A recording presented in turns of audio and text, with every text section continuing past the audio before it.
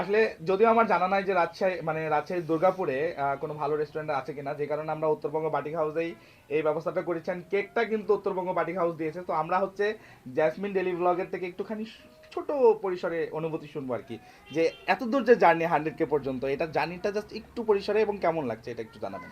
প্রথমত আসসালামু আলাইকুম সবাইকে। আসলে 100K হঠাৎ করে যে এভাবে তাড়াতাড়ি হয়ে যাবে এটা আমি কল্পনাতেও ভাবিনি। আর এই জার্নিটা প্রথম থেকে খুবই কষ্টের ছিল।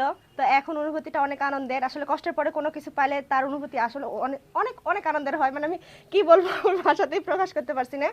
তারপরও আমার এই জার্নির মাঝামাঝিতে, মানে আমি যখন কাজ শুরু করি তার মাঝামাঝিতে আমার পেজে একটু সমস্যা হয়।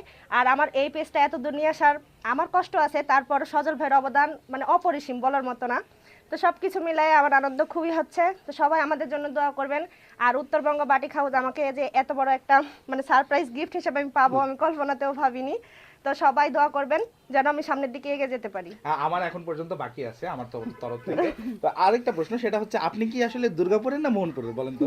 এটা অনেকেই ভুল করে, সবাই আমাকে প্রায় মানে বেশিরভাগ লোক আমাকে মোহনপুর থানার মনে করে।